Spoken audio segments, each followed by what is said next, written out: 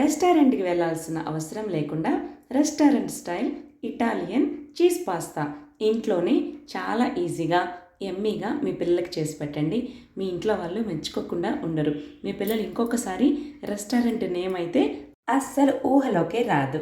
So మనం ఈ restaurant style Italian cheese పాస్తాని ఎలా చేయాలో ఈ వీడియోలో క్షుణ్ణంగా నేర్చేసుకుందాం. పదండి. చాలా ఈజీ అండి. కొన్ని ఇంగ్రీడియంట్స్ ఉంటే చాలు, డెడ్ ఈజీగా చేసేయచ్చు. మా అల్లుడు చేసి చూపించాడు ఫస్ట్ టైం. నాకు 44 ఇయర్స్లో నేనైతే ఇంతవరకు తినలేదు, ఇదే ఫస్ట్ టైం. చూడండి, దీనికి కావాల్సినవి మ్యాకరోనీ పాస్తా అంటారు కదా, దాన్ని ఒక ప్యాకెట్ తీసుకోండి. ఈ ప్యాకెట్ మనకు 2 టైమ్స్ వస్తుందన్నమాట. హాఫ్ ప్యాకెట్ సరిపోతుంది. మేము 7 మెంబర్స్కి చేసాము ఈ హాఫ్ పాస్తాతో. సో ఇలా మ్యాకరోనీ షేప్లో ఉన్న పాస్తాతో నేను ట్రై చేస్తున్నాను. దీనికోసం ఒక బౌల్లో మనం ఎంత క్వాంటిటీ తీసుకున్నానో దానికి డబల్ క్వాంటిటీతో వాటర్ని తీసుకొని దాంట్లో ఒక గరిట ఆయిల్ని వేయండి. పాస్తా అతుక్కోకుండా వస్తుంది. దీంట్లోనే కొంచెం ఉప్పు కూడా వేసేయండి, టేస్ట్ బాగుంటుంది. పాస్తా అనేది చప్పగా లేకుండా టేస్ట్గా అనిపిస్తుంది. ఇది కొంచెం బాగా తెల్లిన తర్వాత ఈ మ్యాకరోనీ అంటే పాస్తాని కొద్ది కొద్దిగా యాడ్ చేస్తూ లాస్ట్కి మొత్తం టోటల్గా మిగిలిన పాస్తాను కూడా వేసేసేయండి. అంటే ఒక్కసారిగా వేసినప్పుడు అతుక్కుంటాయి వేడి నీళ్ళలో. అందుకని వేసిన తర్వాత ఇది అంతా ఉడకడానికి ఒక 10 to 15 మినిట్స్ వరకు పడుతుంది. అప్పుడే మనకు బాగా బాయిల్ అవుతుంది. చూడండి, ఒక ఎల్లో కలర్లో ఉన్నటువంటి పాస్తా ఇప్పుడు మనకు వైట్ కలర్లోకి కొంచెం క్రీమీ టెక్స్చర్లో ఉన్నటువంటి పాస్తాలోకి కన్వర్ట్ అవుతుందన్నమాట. అదే గుర్తు, కొంచెం ప్రెస్ చేస్తే మనకు తెలిసిపోతుంది.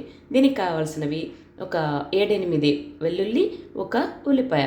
వీటిని సన్నగా ముక్కలుగా కట్ చేసుకొని పక్కన పెట్టుకోండి. ఈ చీజ్ పాస్తా చేయడానికి పెద్దగా మనం కష్టపడాల్సిన అవసరం లేకుండానే చేసేసుకోవచ్చు. ఇప్పుడు బాయిల్ అయిపోయిన మ్యాకరోనీని, అదే పాస్తాని ఇలా స్ట్రైనర్ ఉంటుంది కదా, అందులో జల్లెడ పట్టేసుకోవాలి. వాటర్ అంతా స్ట్రైన్ అయ్యేంత వరకు పక్కన పెట్టుకోండి. ఆ వాటర్ని కూడా పారబోయొద్దు, అలాగే పెట్టుకోండి. ఇప్పుడు మనం కడాయి పెట్టుకొని అందులో బటర్ని కూడా యాడ్ చేసేసేయాలి. సో ఒక పెద్ద పీస్ ఉన్నటువంటి బటర్ ముక్కను యాడ్ చేయండి. ఈ బటర్ పూర్తిగా కరిగేంత వరకు హై ఫ్లేమ్లో అయినా పెట్టుకోవచ్చు. దీన్ని అలా మన తవ్వతో మనం జస్ట్ అలా తిప్పుతూ ఉన్నప్పుడు బాండీ మొత్తానికి ఈ బటర్ అయ్యేలా చూసుకోవాలి. ఇప్పుడు ఈ బటర్లో తరిగిన వెల్లుల్లి ముక్కల్ని యాడ్ చేసి దీన్ని ఈ బటర్లో బాగా వేగనివ్వాలి. కలర్ అయితే ఎక్కువ మాడకూడదు. తర్వాత మనం పక్కన తరిగి పెట్టుకున్న ఉల్లి ఉంది కదా, ఆ ఉల్లిపాయ ముక్కల్ని కూడా ఆనియన్స్ని వేసేసి యాడ్ చేయండి. దీన్ని కూడా సిమ్లో పెట్టి బాగా ఆనియన్స్ అంతా కూడా ఈ బటర్లో వేగేలా చూసుకోవాలి. కలుపుతూ ఉండాలండి. అన్ని పక్కలా వేగితేనే బాగుంటుంది. దీంట్లోనే ఇప్పుడు మనం ఏం చేయాలి, ఈ స్టేజ్లో కార్న్ఫ్లోర్ ఉంటుంది కదా, అందరూ మైదా వేసుకుంటారు. మైదా అంతగా మంచిది కాదు కాబట్టి నేను కార్న్ఫ్లోర్ని తీసుకుంటున్నాం మేము. ఇప్పుడు ఈ కార్న్ఫ్లోర్ని ఒక్కొక్క స్పూన్ వేసి ఇలా కలుపుతూ అది బాగా మిక్స్ అయ్యేంత వరకు ఉండి, తర్వాత నెక్స్ట్ మళ్ళీ ఇంకొక స్పూన్ కార్న్ఫ్లోర్, ఇలాగా 4 స్పూన్స్ కార్న్ఫ్లోర్ని వేసి ఇలా ఫ్రై చేసుకోవాలి. నెక్స్ట్ ఇలా బాగా తిప్పి దీన్ని మనం రెడీ చేసుకున్నట్టు సాస్, వైట్ సాస్ని తయారు చేసుకోవడం కోసము ఇలా తిప్పుతూ ఉండాలి. ఇది బాగా వేగిన తర్వాత నెక్స్ట్ మనం పాలను కాచి పక్కన చల్లారి పెట్టుకోవాలి. ఆ పాలు మనకు ఒక 1/2 లీటర్ వరకు పడతాయి. అది మనకు పాలు ఉన్నప్పుడే అది క్రీమీగా వస్తుంది. ఈ పాలను కూడా కొద్దిగా వేస్తూ ఇలా ఆనియన్స్ను బాగా కుక్ అయ్యేలాగా చూసుకోవాలి. మాడకూడదు, కలుపుతూ ఉండాలి. కొద్దిగా యాడ్ చేసుకుంటూ కొంచెం మనకు క్రీమీ టెక్స్చర్ అనమాట తెలుస్తుంది. మనకు ఇలా గరిటెతో కొంచెం పైకెత్తి చూస్తే మనకు ఆ ఆనియన్స్ కుక్ అయ్యి క్రీమీగా తెలుస్తుంది. ఇప్పుడు చూపిస్తాను చూడండి. ఇలా చూడండి, అలా ఎత్తుకున్నప్పుడు క్రీమీగా మనకు తెలుస్తుంది. ఇప్పుడు మనకు దీంట్లో యాడ్ చేయడానికి మనకు బాయిల్ అయ్యి పక్కన చల్లారి పెట్టుకున్నాం కదా, ఆ మ్యాకరోనీని కూడా దీంట్లో కొద్దిగా యాడ్ చేసేసి బాగా కలుపుకోవాలి.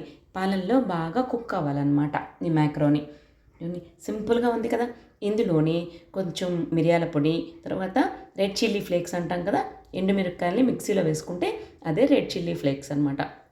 ఇవి కొద్దిగా వేసి కలుపుతూ ఇప్పుడు ఈ వాటర్ని మనము సఫిషియెంట్గా ఆ క్రీమీ టెక్స్చర్ లేనప్పుడు, కొంచెం గట్టి పడుతుంది అనుకున్నప్పుడు అక్కడ మనం మ్యాకరోనీని బాయిల్ చేసుకున్న వాటర్ ఉన్నాయి కదా, స్ట్రెయిన్ చేసినప్పుడు ఆ వాటర్ని మధ్యలో కొద్దిగా యాడ్ చేసుకోవచ్చు.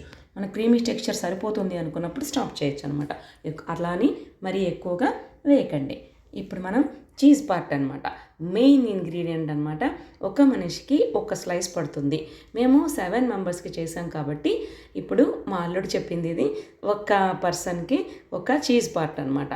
సో ఆ స్లైస్ వేసుకుంటూ ఒక్కొక్కటి వేసి అది కరిగిన తర్వాత మళ్ళీ ఇంకొకటి అనమాట. ఇలాగ వేసి ఆ చీజ్లోని మనం కలుపుకున్నటువంటి ఈ పాస్తా అంతా కూడా బాగా మిక్స్ అయ్యేలాగా చూసుకొని లాస్ట్లో స్ప్రింగ్ ఆనియన్స్ కానీ కొరియాండర్ లీవ్స్ అంటే కొత్తిమీరను కూడా యాడ్ చేసి మనకు వేసేస్తామనుకోండి, టేస్టీ యమ్మీ చీజీ పాస్తా అనేది రెడీ అయిపోతుంది. ఎక్కడికో వెళ్లకుండా ఇండియాలోనే ఇటాలియన్ టేస్ట్ని రుచి చూసేయచ్చు రెస్టారెంట్ స్టైల్లో. సో మీరు మీ పిల్లలకి ట్రై చేసి ఎలా వచ్చిందో నాకు కామెంట్ చేయండి. మీ పిల్లలు ఇష్టంగా తిన్నారా లేదా కూడా చెప్పండి. సో ఈ పాస్తా చేయడం చాలా ఈజీ కదా, మీరు కూడా ట్రై చేయండి. ఈ వీడియో మీకు నచ్చినట్లయితే మీ ఫ్రెండ్స్ అండ్ ఫ్యామిలీ మెంబర్స్కి షేర్ చేయండి. మీ లైక్స్ అండ్ కామెంట్సే నాకు మోటివేషన్. సో ఖచ్చితంగా కామెంట్ చేయడం మాత్రం మర్చిపోవద్దు. చూడండి, చూస్తుంటేనే నోరు ఊరుతుంది కదా, చాలా బాగుంటుంది. బట్ రెగ్యులర్గా అయితే చేసుకోవద్దు, అప్పుడప్పుడు చేసుకోవడానికి చాలా బాగుంటుంది. ఇలాంటి మరిన్ని రుచికరమైన వంటలు కావాలి అంటే మన ముదిరెడ్డి సారీస్ కిచెన్ని సబ్స్క్రైబ్ చేసుకుంటే సింపుల్గా నేర్చేసుకోవచ్చు. ఇండియన్ వంటలతో పాటు వెస్ట్రన్ వంటలు కూడా నేర్చేసుకోవచ్చు. సో మరో వీడియోతో మళ్ళీ కలుసుకుందాం. అప్పటి వరకు bye bye. Thank you for watching.